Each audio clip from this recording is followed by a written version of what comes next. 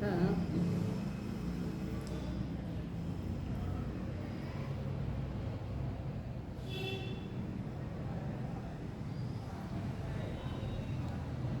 ओंकारं बिंदु संयुक्तं नित्यं ध्यायन्ति योगिनः कामदं मोक्षदं चैव ओंकाराय नमो नमः। अज्ञानतिमिरान्धानां ज्ञानाञ्जनशलाकया चक्षुरुन्मिलितं येन तस्मै श्री गुरुवे नमः। तस्मै श्री गुरुवे नमः।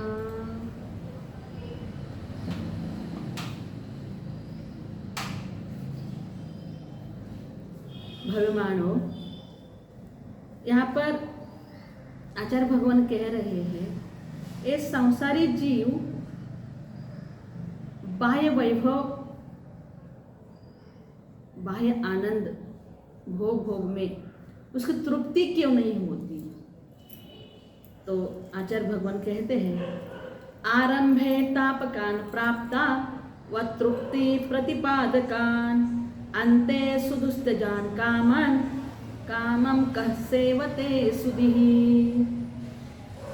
जैसे ये कहते हैं, जैसे दीपक है, दीपक का स्वभाव, दीपक जलता है लेकिन कज्जल उगलता है, वैसे ही भोगों का स्वभाव तृष्णावर्धक है। जैसे विपुल तृष्ण काष्ठ ईंधन से भी अग्नि कभी शांत नहीं होती। हजारों नदियां आकर मिल गई तो भी समुद्र कभी शांत नहीं होता। चक्रवर्ती का वैभव प्राप्त हो जाए तो भी मानव की भोग की तृप्ति नहीं होती। इस प्रकार से ये भोग कर्म पिशाच के समान अति बलवान है।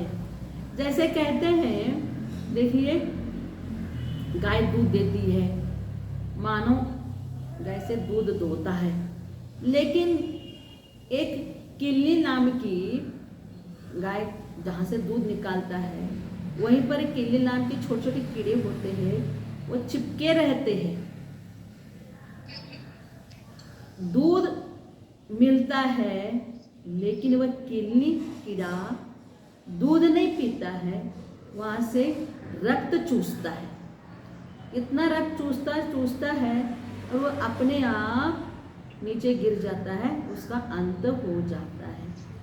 ऐसे क्या है, जीव, संसारी जीव, उसकी तृष्णा बढ़ती जाती है, तृष्णा कभी तृप्त नहीं होती।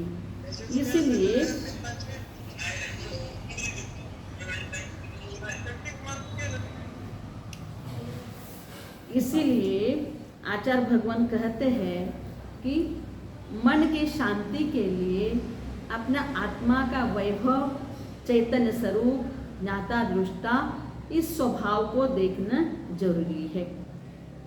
अब यहाँ पर कहते हैं शरीर जो है, शरीर की अपवित्रता जो है, शरीर की अपवित्रता के ऊपर प्रकाश डालते हैं।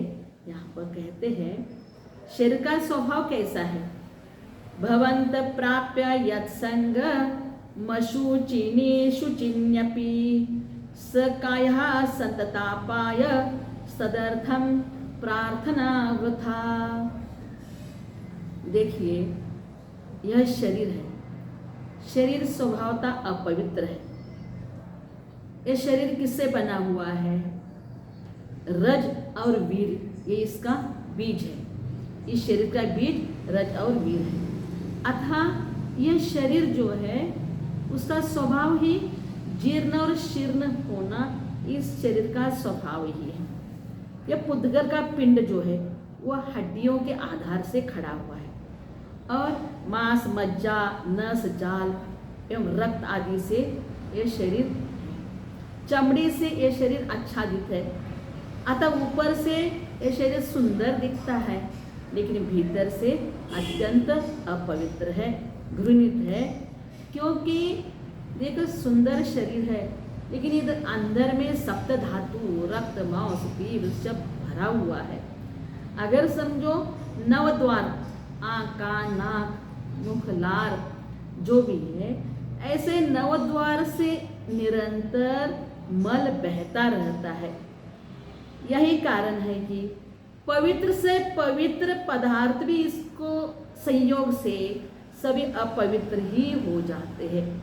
जैसे अपन सुंदर शरीर है, इसलिए इस शरीर को क्या करते, अनेक अनेक कीमती साबुन लगा लेते हैं, क्रीम, पाउडर, शैम्पू, जो भी सेंट आदि लगा लेते हैं, लेकिन फिर भी पसीना पसीना हो जाते हैं।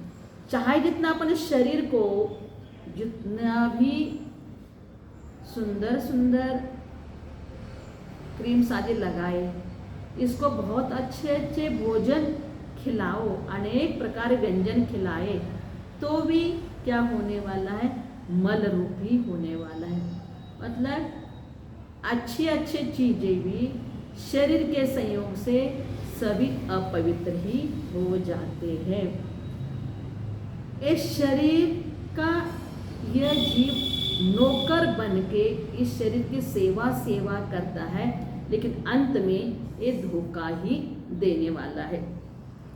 इस तन को तू अपना समझा, ओ दे बैठा धोखा, प्राण जाए पर जल जाएगा यह गाड़ी का खोका, खोका ढोते ही निकल गई सारी जिंदगी, बोझा ढोते ही निकल गई सारी जिंदगी। मतलब इस शरीर को अपना समझ रहे हैं, लेकिन ये शरीर धोखा ही देने वाला है। इसलिए शरीर को अपायकारक कहा है, अपकारी कहा है, क्योंकि इस शरीर के अपन नौकर के समान शरीर की सेवा कर रहे हैं, लेकिन अंत में यह अपकारी धोखा ही देने वाला है। अब आगे कहते हैं, क्या कहते हैं कि जो आत्मा के उपकारी है वे शरीर का अपकार कैसे करते हैं। तो कहते हैं यह जीवस्योपकाराय तद्देहस्यापकारकम, यद देहस्योपकाराय तज्जीवस्यापकारकम। यहाँ पर क्या कहते हैं, देखिए अपन जिसको उपकारी समझ रहे हैं, जैसे जीव के उपकार करूँ तो शरीर का अपकार होता है, और शरीर पर उपकार करने लगे तो जीव का अपकार होता है। मतलब जैसे अपन खूब उपवास करते हैं, तपस्या करते हैं, ध्यान अध्ययन सामयिक आदि करते बैठते हैं, तो क्या हो जाता है, तपस्या करेंगे, अनशन, अवमोदन, रस परित्याग, अंतरंग तक बहिरंग तक करने लगेंगे, तो क्या हो जाता है, शरीर क्षीण हो जाता है, कर्मों की निर्जरा हो जाती है, परंतु शरीर क्षीण हो जाता है। और शरीर क्षीण हो जाता है, इसलिए अपन लोग क्या समझते हैं कि शरीर का अपकार हो गया।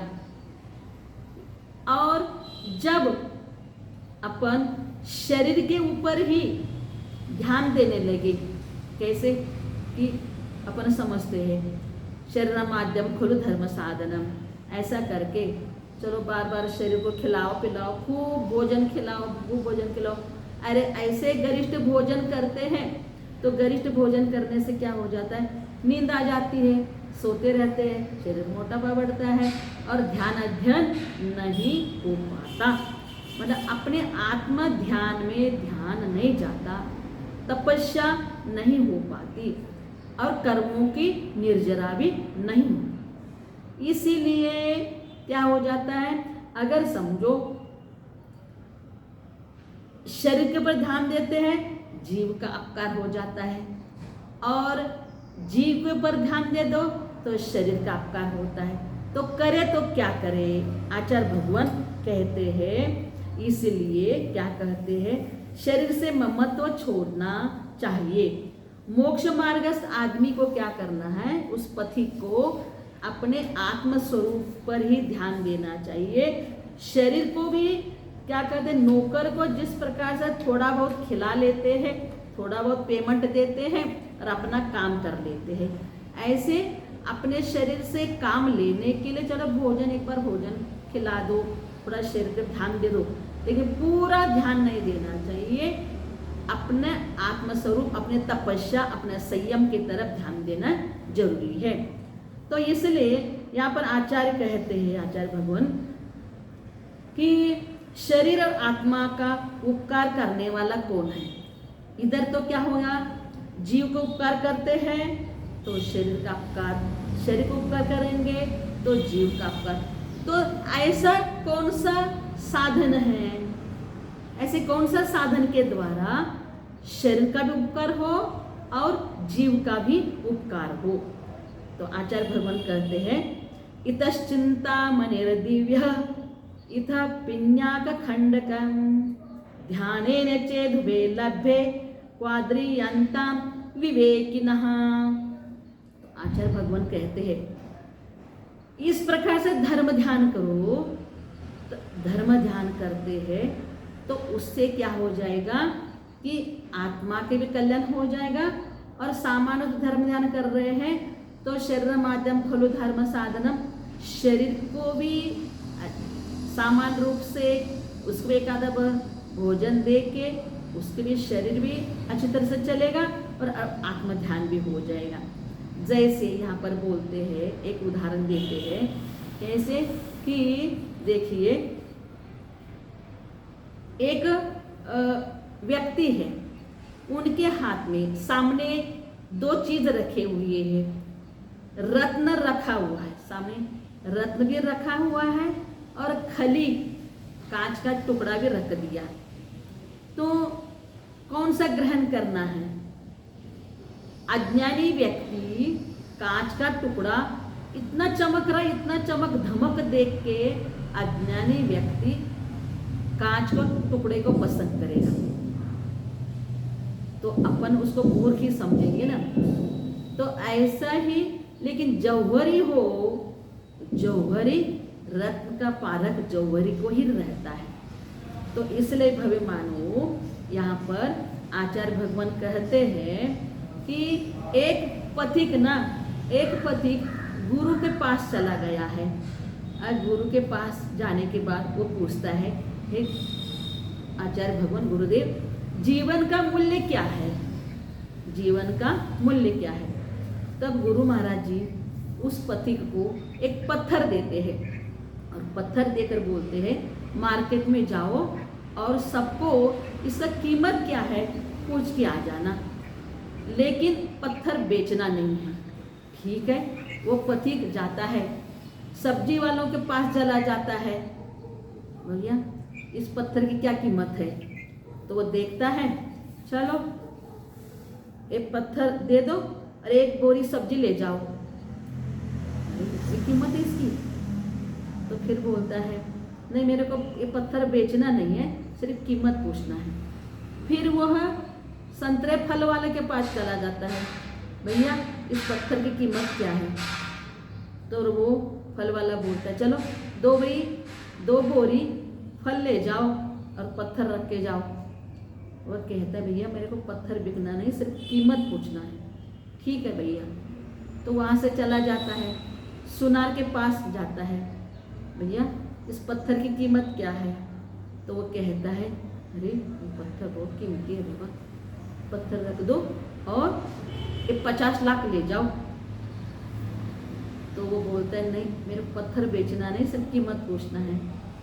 वहाँ से आगे चला जाता है एक जौहरी। तो फिर वो सुनार बोलता है, अरे 50 लाख तो 1 करोड़ दे दो। नहीं नहीं मेरे को बेचना नहीं है। फिर आगे एक जौहरी के पास चला जाता है, भाई साहब इस पत्थर की क्या कीमत है। तो पत्थर देखता है और एक कपड़ा बिछा देता है, उस पत्थर उस कपड़े में रख देता है, उसको परिक्रमा लगा देता है, उसको माथा टेकता है। अरे रे क्या कीमत है इस पत्थर के सामने ना, दुनिया की सारी चीजें भी रख दिया तो भी इसकी कीमत होने वाला नहीं है। ये इतनी इसकी कीमत है, बोलो तुमको क्या चाहिए। तो फिर बोलता है, मेरे को ये बिकना नहीं है, मैं लेके जाता हूँ। ऐसा कह के गुरु के पास चला जाता है और गुरु पर चला जाता है और उनको कह देता है क्या कीमत है। तो फिर वो कहता है, गुरुदेव इस पत्थर की कीमत दुनिया की सारी चीजें बिक गया, इसके लिए दे दिया तो इसकी कीमत नहीं हो रहा है। इस प्रकार से तब गुरु महाराज जी उसको समझा देते, देखो ये मानव जीवन जो है ना, ये मानव जीवन भी इतना उत्कृष्ट दुर्लभ से दुर्लभ अपने को मिला हुआ है, तो उसका सदुपयोग करना जरूरी है। तो यहाँ पर भी आचार्य भगवान 20 नंबर गाथा में श्लोक में यही कहा हुआ है कि रत्न रखा हुआ है, कांच रखा हुआ है, लेकिन यह अज्ञानी जीव रत्न को छोड़कर एक कांच को लेता है। इसी प्रकार से हम भी इस मानव जीवन मिला है, मानव जीवन के द्वारा इस मनुष्य पर्याय में संयम, तपस्या, ध्यान, अध्ययन करना चाहिए, लेकिन ध्यान अध्ययन नहीं करते हैं, बस क्षणिक सुख में ही लगे रहते हैं। इसलिए यहाँ पर यही बोल रहे हैं कि इस जीव की निधि कौन सी है? आत्मनिधि, सम्यक दर्शन, ज्ञान, चैतन्य, ये जो अनंत गुणों का पिंड है, यही अपनी आत्मनिधि है। इस आत्मनिधि को लेके ही